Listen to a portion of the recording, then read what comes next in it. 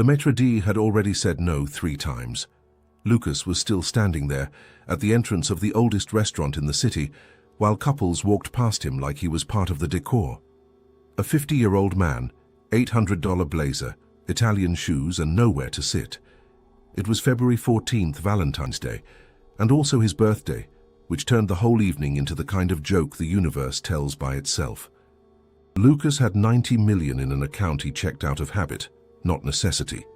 He had a 3,000-square-foot apartment on the Upper East Side with a view of the whole city. The Porsche in the garage barely started, because where would he go if there's no one to go with?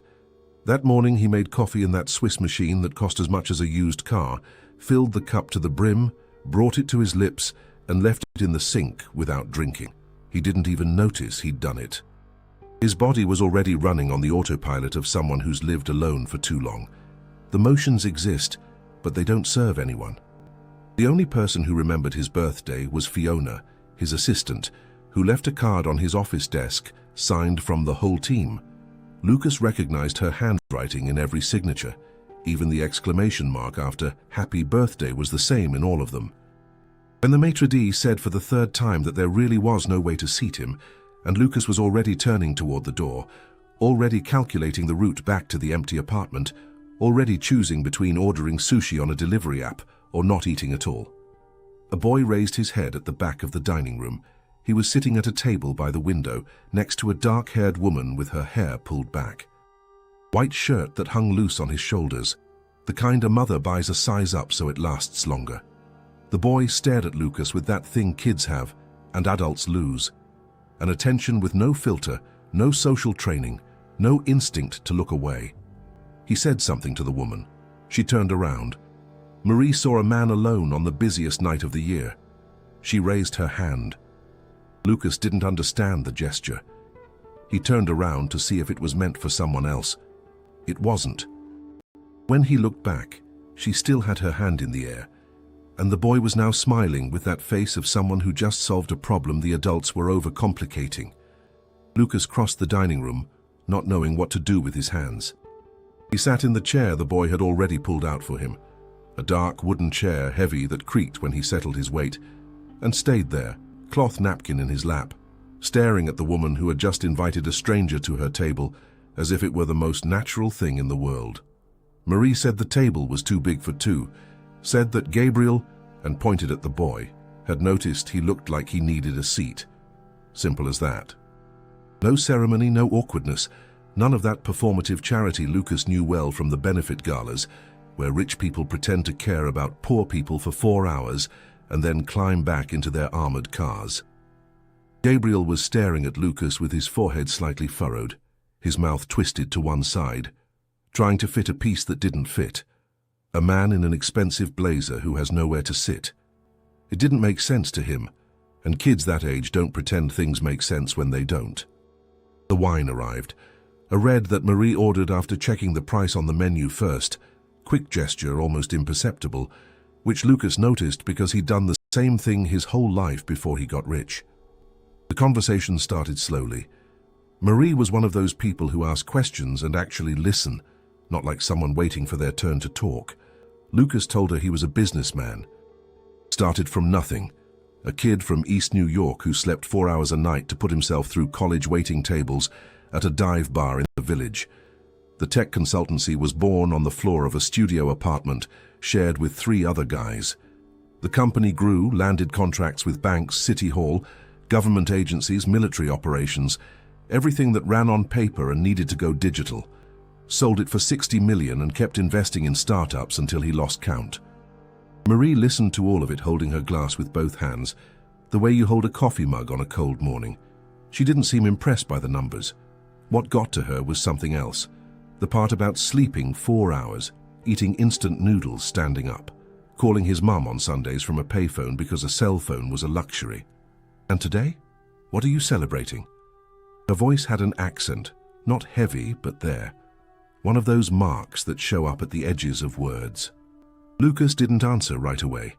3 seconds that felt like more. He sat there fiddling with the fork, turning it slowly between his fingers without realizing. 50 years, he said, with the tone of someone reporting a technical fact. My birthday. Marie went serious. Her eyes dropped to the table, to the tablecloth, to the flower arrangement in the center, like someone looking for what to say among the silverware. Then she turned to Gabriel. Sweetie, ask the waiter for that cake we saw at the entrance. Gabriel was out of his chair before she finished the sentence. Marie turned to Lucas. I brought a candle for his birthday, and it's tomorrow, but I think you need it more today. When the cake arrived, apple pie because that's what the restaurant had, Marie stuck a thin candle in the middle, lit it with a lighter she pulled from the bottom of her purse, and told him to make a wish. Lucas fixed his eyes on the flame. A little orange thing trembling in the middle of a restaurant full of people who had someone to be with. He couldn't remember the last time anyone had sung happy birthday to him. They didn't sing. Marie just stayed there, quiet, with Gabriel beside her, both of them waiting, and somehow that was better than any happy birthday. He blew it out. He didn't share the wish. But the taste of the coffee he ordered after, the first one he drank slowly in months, paying attention to the bitter and the hot, stayed in his mouth longer than any coffee had. That dinner lasted 3 hours, and the 3 hours turned into days, and the days turned into weeks, and in those weeks Lucas discovered he didn't know how to kick a ball. I mean, he knew, in the sense that his foot hit the ball and the ball went somewhere. It's just that somewhere was never the goal. Gabriel had gotten an official soccer ball from his favorite team on his birthday. Lucas wanted to buy him the whole store, but Marie shot him a look that meant, don't even think about it. And he got the message immediately, and now dragged Lucas to the park every Sunday morning to play. Lucas ran from one side to the other with the coordination of a man who'd spent 30 years sitting behind a desk. Gabriel dribbled past him like someone dribbling past a pole. One time Lucas slipped on the wet grass and fell flat on his back with a sound that made an old lady on the nearest bench ask if she should call the paramedics. Gabriel laughed so hard he folded in half. Marie, sitting on the low wall with an open book in her lap she wasn't reading, covered her mouth with her hand, but her shoulders gave her away. It was good. No, good isn't quite the word. It was a kind of thing Lucas didn't have a name for. The kind that doesn't show up in a report, doesn't generate profit, has no metric. He spent the whole week waiting for Sunday, something he hadn't done since he was a kid, and when Sunday came, time went too fast, like someone was speeding up the clock on purpose. Marie told her story in pieces, never all at once. She was from Savannah. Her husband, Andrew, was a police officer. Died in a car accident 5 years earlier. A truck driver fell asleep at the wheel, crossed the lane 2 miles from home. Andrew was working overtime that week because they'd cut one of his benefits and the bills were getting tight. She said it the way someone says they forgot to buy milk. No drama, no embellishment, with that trained ease of someone who's told the same story enough times to know exactly where to place every comma. Lucas listened in silence. He swallowed the "I'm sorry" that was about to come out by reflex. He stayed there next to her on the low wall, knee dirty with grass and hair stuck to his forehead with sweat, and let no one say anything for a while. On a Tuesday night, the two of them had dinner alone for the first time. A small restaurant in the West Village, one of those places with 20 tables where the owner knows everyone by name. A place that insisted on putting candles on the tables even in 2025, as if a candle in a wine bottle was going to be charming again at some point. Marie chose a table in the back away from the window. Lucas didn't ask why. He was telling her about the early years of the company, laughing at himself, at how it all went wrong before it went right, when he mentioned a big contract that nearly broke everything. We digitized the system for a police department, and it malfunctioned in the first few months. It was chaos. Lucas said it laughing, shaking his head, already moving on to another story. Marie brought the glass to her lips, didn't drink. The glass stopped there, mid-air. For 2 or 3 seconds, Lucas didn't register. Then she took a sip and said, "Must have been tough starting out like that." The conversation moved on. Lucas didn't notice the pause. He didn't notice a lot of things back then. He was too busy discovering what it feels like when someone asks how your day was and actually wants to know the answer. The photos showed up on one of those sites that lives off turning other people's lives into headlines, the kind that publishes anything, as long as there's a recognizable face and an insinuation in the title. Lucas Mendez, the Wolf of East New York, spotted with mystery widow. Below it, a photo of the two of them leaving the restaurant in the West Village, Marie with her head slightly turned, as if she already knew someone was watching. The articles that followed were worse. They called Marie a gold digger, a fortune hunter, a widow who traded grief for glamour. In a comment that went viral, someone wrote that she'd hit the jackpot at a restaurant. Marie read it on her phone screen while waiting for Gabriel outside the school, an iPhone with a cracked screen in the corner she kept promising to replace, and put the phone in her pocket without changing her expression. But when Gabriel got in the car and asked why she was quiet, Marie answered traffic in a voice that didn't match traffic. Gabriel came home from school one Tuesday with his uniform dirty with dirt and a swollen lip. He didn't want to say what happened. Marie insisted. He said the boys at school said his mom had found herself a rich man. He said the exact word they used, a word an 8-year-old shouldn't know, and Marie lowered her eyes and started smoothing the hem of her blouse with her thumb, the same motion over and over, like someone trying not to let her hand shake. It wasn't just anger. There was shame mixed in, the kind that shows up when someone says out loud something you've already thought alone in the dark. That night, after Gabriel fell asleep, Marie opened the drawer of the nightstand, took out a yellow plastic folder, opened it, ran her eyes over the document inside for a while. The words on the paper she already knew by heart, the name of the company, the case number, the date. She closed the folder, put it back, sat on the edge of the bed with her hand on the drawer handle, fingers tightening and loosening, not deciding anything. He called Lucas at 11 at night. He picked up on the first ring. He'd been sleeping with the phone on the nightstand since they started seeing each other, something he'd never done for anyone. Marie got straight to it. "We can't keep doing this." On the other end of the line, Lucas didn't respond. You could hear her breathing, irregular, broken up. "I'm not from your world, Lucas. Gabriel's hurting. And She stopped, breathed. "You have no idea." Lucas got it wrong. "I know the exposure's hurting you and Marie cut him off. "Forget it." Her voice changed, went flat, decided, the way it does when someone's already resolved everything inside and is just delivering the news. "What matters is, it's not going to work. Take care of yourself." She hung up. Lucas kept the phone to his ear for another 10 seconds or so, listening to the nothing of a call that was already over. He dropped the phone on the bed. 3,000 square feet of ceiling above him, and not 1 inch had the answer to what he was supposed to do now. He didn't sleep. He sat in the living room until the sun came in through the window. That New York sun that doesn't ask permission, that pushes through the glass and lights up everything you'd rather leave in the dark. At 7 in the morning, he called Fiona and said he was stepping away. From everything. Fiona asked for how long. Lucas said he didn't know, and for the first time in his life, not knowing didn't hurt. Before calling the partners, he went to the kitchen, opened the fridge, closed it, opened it again, grabbed a bottle of water, took a sip, put it back, made coffee, and this time drank it, standing, leaning against the counter, looking through the window at the building across the street, where a woman was hanging laundry on a fire escape at 7:30 in the morning on a Wednesday.